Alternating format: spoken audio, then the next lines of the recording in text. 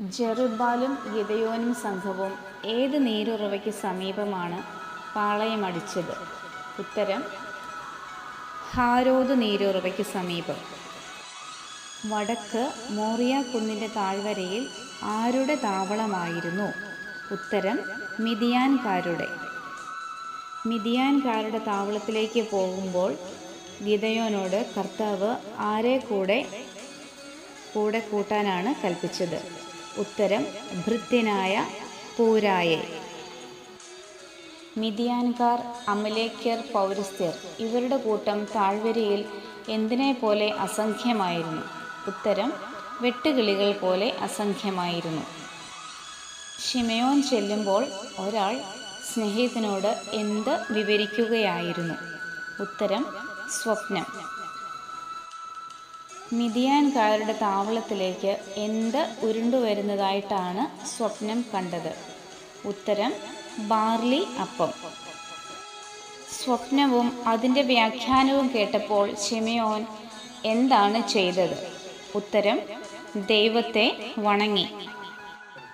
Gideon 300 പേരെ എത്ര ഗണമായിട്ടാണ് തിരിച്ചത്? ഉത്തരം 3 ഗണമായിട്ട്.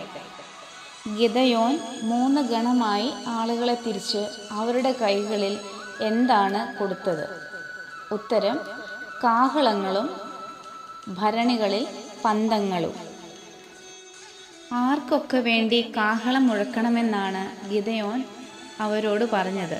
ഉത്തരം കർത്താവിനും ഗിദെയോനും വേണ്ടി. നഫ്താലി, ആശേർ, മനാസെ ഗോത്രങ്ങളിൽ നിന്ന് വിളിച്ചുകൂട്ടിയ ഇസ്രായേൽക്കാർ ആരെയാണ് പിന്തുടർന്നത്? ഉത്തരം മിദിയാൻകാരെ. എഫ്രായിം മലനാടിൻ്റെ എല്ലാ ഭാഗങ്ങളിലേക്കും ദൂതന്മാരെ അയച്ച് മിദിയാൻകാർക്കെതിരെ ഇറങ്ങി വരുവാൻ ആരാണ് പറഞ്ഞത്? ഉത്തരം ഗിദെയോൻ. എഫ്രായിംകാർ എവിടം വരെയുള്ള ജലാശയങ്ങളാണ് കൈവശമാക്കിയത്? ഉത്തരം ബത്ത്ബാറയും ജോർദാനും വരെയുള്ള ജലാശയങ്ങൾ. ഓറേബ്, സേബ് എന്നിവർ ആരായിരുന്നു? ഉത്തരം മിദിയാൻ പ്രഭുക്കൾ ആയിരുന്നു. എഫ്രയമിലെ കാലാപെറുക്കൽ അബിയേസറിലെ എന്തിനേക്കാൾ മെച്ചമാണെന്നാണ് ഗിദെയോൻ എഫ്രായിംകാരോട് പറഞ്ഞത്? ഉത്തരം മുന്തിരിക്കൊയ്ത്തിനേക്കാൾ.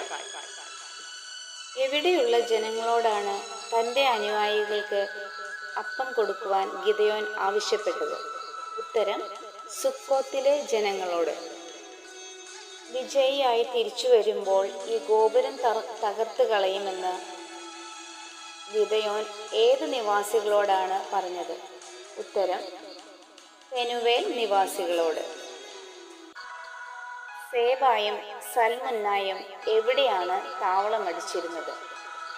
ഉത്തരം കാർക്കോറിൽ താവളമടിച്ചിരുന്നു. സേബായ്ക്കും സാൽമുന്നായ്ക്കും എത്ര ഭടന്മാർ ഉണ്ടായിരുന്നു? ഉത്തരം 15,000-ഓളം ഭടന്മാർ ഉണ്ടായിരുന്നു. സേബായും സാൽമുന്നായും നിഗ്രഹിച്ചവർ ആർക്ക് സദൃശന്മാരായിരുന്നു?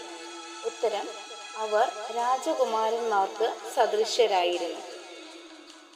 ഗിദെയോന്റെ ആദ്യജാതന്റെ പേര് എന്തായിരുന്നു? ഉത്തരം യഥർ. ഇസ്രായേൽ ജനത്തെ ആര് ഭരിക്കുമെന്നാണ് ഗിദെയോൻ ഇസ്രായേൽക്കാരോട് പറഞ്ഞത്? ഉത്തരം കർത്താവ്. ശിമയോൻ തനിക്ക് കിട്ടിയ പൊൻകുണ്ഡലങ്ങൾ കൊണ്ട് എന്താണ് നിർമ്മിച്ചത്? ഉത്തരം ഏഫോദ് നിർമ്മിച്ചു. ഏഫോദ് എവിടെയാണ് ഗിദെയോൻ സ്ഥാപിച്ചത്? ഉത്തരം ഗിദെയോന്റെ പട്ടണമായ ഓഫ്രയിൽ സ്ഥാപിച്ചു. ഗിദെയോൻ സ്ഥാപിച്ച ഏഫോദിനെ ആരാധിച്ച് ഇസ്രായേൽക്കാർ കർത്തൃസന്നിധിയിൽ എന്താണ് ചെയ്തത്? ഉത്തരം അവിശ്വസ്തത കാണിച്ചു. യോവാഷിന്റെ മകന്റെ പേര് എന്തായിരുന്നു? ഉത്തരം ജെറുബ്ബാൽ.